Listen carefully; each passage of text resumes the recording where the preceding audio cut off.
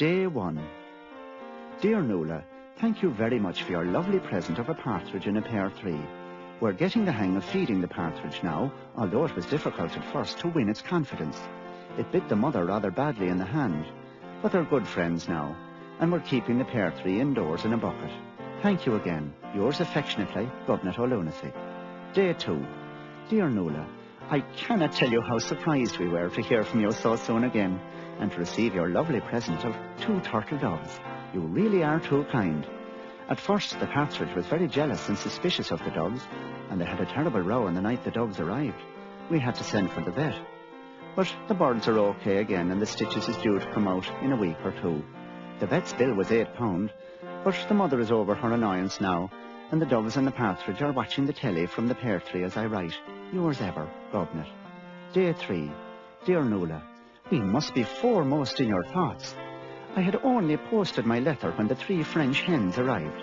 There was another sort out between the hens and the doves, who sided with the partridge, and the vet had to be sent for again. The mother was raging because the bill was £16 this time, but she has almost cooled down. However, the fact that the birds' droppings keep falling down on her hair while she's watching the telly doesn't help matters. Thanking you for your kindness, I remain your Governor. Day 4. Dear Nuala, you mustn't have received my last letter when you were sending us the 4 calling birds. There was pandemonium in the pear tree again last night, and the vet's bill was £32. The mother is on sedation as I write. I know you meant no harm, and remain your close friend, Governor. Day 5. Nuala, your generosity knows no bounds. 5 gold rings. When the parcel arrived, I was scared stiff that it might be more birds, because the smell in the living room is atrocious. However, I don't want to seem ungrateful for the beautiful rings. Your affectionate friend, Governor. Day 6. Nuala, what are you trying to do to us?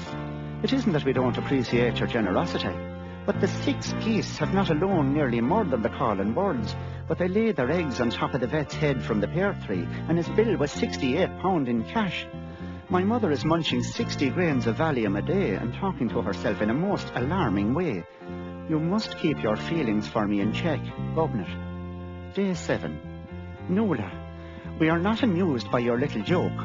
7 swans a-swimming is a most romantic idea, but not in the bath of a private house. We cannot use the bathroom now because they have gone completely savage and rush the door every time we try to enter. If things go on this way, the mother and I will smell as bad as the living room carpet. Please lay off. It is not fair, Governor. Day 8. Nuala, who the hell do you think gave you the right to send 8 hefty maids of milking here to eat us out of house and home? Their cattle is all over the front lawn and has trampled the hell over the mother's rose beds.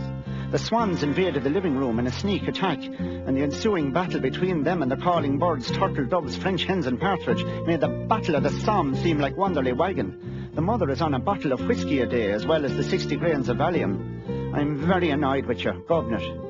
Day 9. Listen, you louser. There's enough pandemonium in this place night and day without 9 drummers drumming, while the 8 flaming maids of milking is beating me poor old alcoholic mother out of her own kitchen and gobbling everything in sight. I'm warning you, you're making an enemy of me, Governor. Day 10. Listen, manure face. I hope you will be haunted by the strains of the 10 pipers piping which has sent to torment us last night. They were aided in their evil work by those maniac drummers, and it wasn't a pleasant sight to look out the window and see 8 hefty maids of milking pogoing round with the ensuing punk rock uproar. My mother has just finished her 3rd bottle of whiskey on top of 124 grains of Valium. You'll get yours, Governor O'Lunacy. Day 11. You have scandalised my mother, you dirty Jezebel. It was bad enough to have 8 maids of milk and dancing to punk music on the front lawn, but they've now been joined by your friends, the 11 Lords of Leaping, and the antics of the whole lot of them would leave the most decadent days of the Roman Empire looking like Outlook. I'll get you yet, you old bag.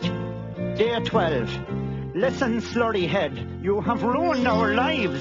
The 12 maidens dancing turned up last night and beat the living daylights out of the 8 maids of milking because they found them carrying on with the 11 lords of leaping. Meanwhile, the swans got out of the living room where they'd been hiding since the big battle and savaged hell out of the lords and all the maids. There were 8 ambulances here last night, and the local civil defence as well. The mother is in a home for the bewildered, and I'm sitting geared up to me neck in birds' droppings, empty whiskey and Valium bottles, birds' blood and feathers, while the flaming cows eats the leaves off the pear tree. I'm a broken man. Come to show lunacy.